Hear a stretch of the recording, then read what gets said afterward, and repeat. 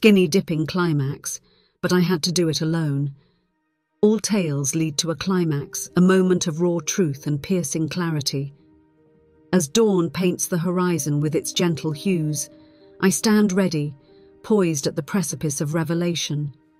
Join me as I unveil the heart of my skinny dipping saga, the core truth that shaped every moonlit dip. Chapter 6. In the ensuing weeks, the city took on a different hue. Its vibrant streets and bustling cafes seemed to mirror the newfound clarity in my heart. The weight of years, which had felt like a millstone around my neck, felt slightly lighter. But clarity, as I was beginning to realize, also came with its own set of challenges. And atop that list was facing the past and seeking redemption. It was clear to me that the lake, in all its serene beauty and haunting memories, was a crucible. I had to face it, not just with Alex, but by myself, and come to terms with the tragedy that had defined so much of my life. One evening, after days of contemplation, I decided to go back to the lake alone. This was a pilgrimage I needed to undertake solo. Alex, ever understanding, simply held me close before I left, whispering, "Whatever you're seeking, I hope you find it." The journey back was filled with a myriad of emotions: apprehension, hope, fear, and longing. Each mile covered brought forth a cascade of memories. I recalled the innocence of youth, the warmth of Tom's touch, the anguish of loss, and the subsequent years of seeking solace in fleeting relationships. Reaching the lake, its vast expanse looked back at me, its waters calm yet deep, mirroring my own state of mind.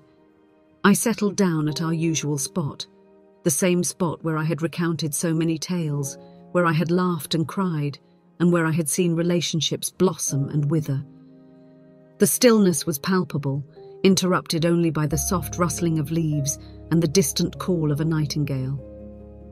As the sun began to set, painting the sky in hues of orange and purple, I felt an overwhelming urge to plunge into the waters, to immerse myself in its depths, to confront my deepest fears, and perhaps to seek forgiveness from Tom. With hesitant steps, I approached the water's edge. The initial touch was cold, sending shivers down my spine. But as I waded further in, it felt strangely comforting.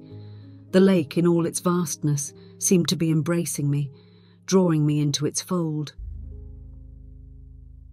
As I swam deeper, memories came flooding back. The joyous days of youth, the fateful evening, the sound of Tom's laughter, and the echoing silence that followed his loss. It was as if the waters were replaying the tape of my life, making me confront each moment, each decision, each tear shed and each laughter shared. Time seemed to stand still. I felt like I was floating, caught between the realms of reality and memories. And then, in that profound silence, I heard a voice, soft, distant, but unmistakably familiar. Tom. His voice wasn't one of blame or anguish. Instead, it was filled with love and understanding. He spoke of the days gone by, of the love we shared, and of the life he wished for me. A life filled with happiness, devoid of guilt and free from the chains of the past. His message was clear. It was time to let go. Emerging from the waters, I felt reborn. The weight that had held me down for years seemed to have dissolved, replaced by a newfound sense of purpose and clarity. The lake, which had been a symbol of my deepest sorrows, had now become a beacon of hope. As I sat on its banks, drenched but elated, I realized that the journey to redemption often requires confronting our deepest fears and seeking forgiveness, not just from others, but from ourselves. I stayed there for hours, watching the stars shimmer on the lake's surface, feeling an inexplicable connection with the universe and everything in it. The night was no longer foreboding but comforting, like a soft blanket wrapped around a weary traveler. With dawn breaking, I decided it was time to head back. The city awaited, as did Alex, and a life that I was now ready to live to the fullest. The road back seemed different, brighter, filled with possibilities. and as the first rays of the sun kissed the horizon, I knew that a new chapter was about to begin. As I re-entered the city, it greeted me like an old friend. Streets that once seemed filled with shadows now gleamed with possibility. Every corner, every alley, every bustling cafe held a promise of new beginnings. My heart felt lighter, unburdened by the years of sorrow and guilt that had weighed it down. But with newfound clarity came new questions, the most pressing of which was, what now? While the chains of the past no longer held me, I realized the future was an open book, waiting to be written, and at the forefront of that future was Alex. Returning home, I found him waiting, a look of concern replaced by relief when he saw me. Without a word, we embraced, the warmth of his touch a testament to the bond we shared. Breaking the silence, I recounted my journey back to the lake, the immersion in its depths, the voice of Tom, and the catharsis that followed. Alex listened, holding my hand, every nod, every expression conveying understanding. When I finished, he whispered, "I'm proud of you, Clara. It takes courage to face the past, but it takes even more to embrace the future." The subsequent days were a whirlwind of emotions. Together, Alex and I explored the city, revisiting old haunts, discovering new ones, and creating a tapestry of memories. But beyond the shared experiences, there was a deep introspection. We both recognized the transient nature of life and the importance of cherishing each moment.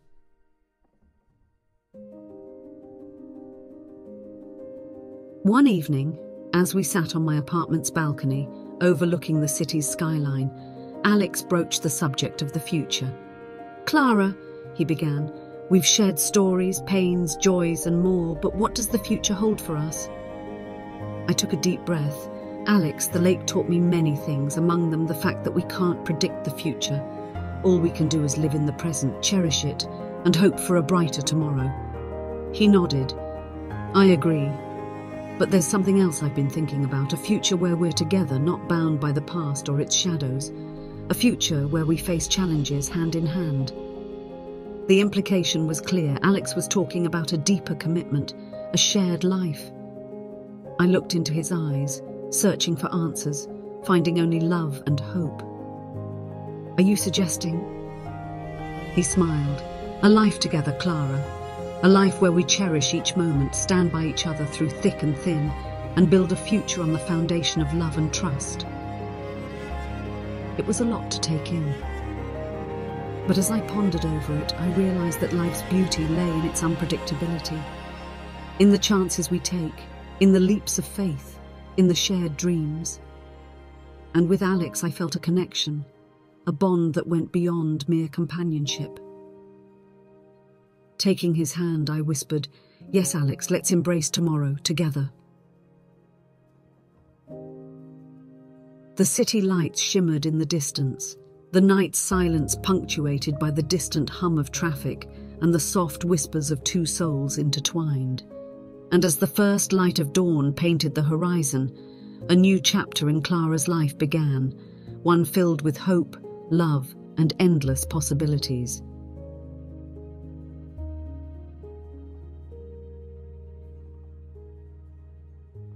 This is Chapter 6, the final chapter of a 6-part short story. If you liked this chapter and would like to hear the other 5 chapters, or more stories of love, betrayal, cheating, and candid confessions like this one, please make sure you subscribe to the Romance Diaries on YouTube.